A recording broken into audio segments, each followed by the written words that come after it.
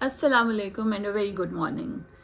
The book that I want to review today is a part of an ongoing series called The First Colony. It's written by Ken Lozito, and there are about 11 or 12 books in the series so far. The latest book just got released yesterday. It was either book 11 or book 12. I'm up to book 5, so I'm not really sure yet. But the book that I'm going to be reviewing today is Genesis. This is book 1, and it's just awesome. I love this series. So this is a sci-fi colonization series, as you must have already guessed. The theme is colonization. Not exactly the theme. The background is that's what it's supposed to be. What happens is that scientists on planet Earth about 200 years ago, decided to send an expedition into the space in order to find a habitable planet and set up a colony over there. What they didn't want was to include any military personnel on board. So they have about 3,000 or 5,000, I'm forgetting the number, about this many people that they put on the ark in stasis chambers. So because it's 60 light year long thing that's going on. Not a thing, like the voyage is supposed to be 60 light years long. So they don't want the people to be, dead by the time they get there, or, very old. Hence the stasis chambers. Now, what really happens, and this is the twist, is that a special ops guy got, placed onto the ark by someone in secret. So when they woke up, they find out that the guy who was actually supposed to be in that stasis chamber wasn't really there. Instead, there was Connor Gates, who was a special ops personnel. And the scientists wanted no military presence on the new colony. That's why they screened everyone. Whoever was there was, they made sure they didn't have any violent tendencies or they weren't of military background.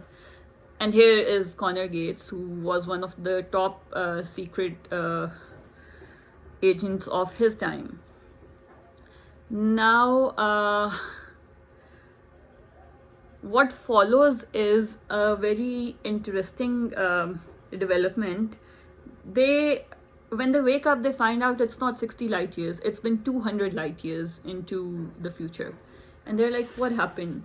They have received partial information from Earth, which came with the commands to, read out the vessel, the Voyager, to another planet, which is obviously 200 years away. And they don't know why, because the communications got cut off for some reason, and they have no idea what's happening back home. They have no idea why they sent directions for the AI to change the direction of the Voyager. But they are like, okay, we are here. This is what we have to work with. So they start trying to colonize the new Earth. They find that the air is breathable, it's habitable. They are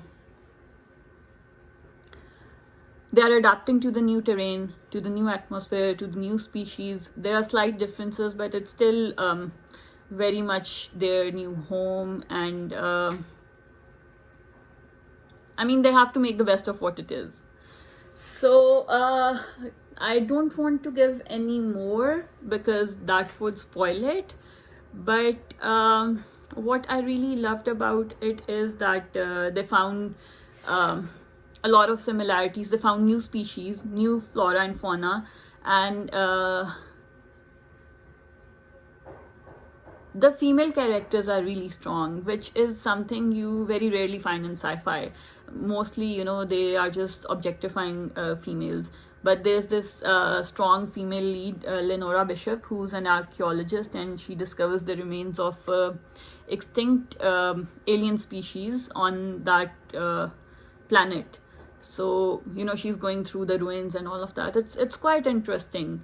You should give it a read, and well, if you're like me, you won't be able to stop and you'll want to go to book 2, book 3, book 4, end of the series. I hope he keeps writing a new book every year and the series never ends. So that's it for now. I'll be back with the review for book 2 soon.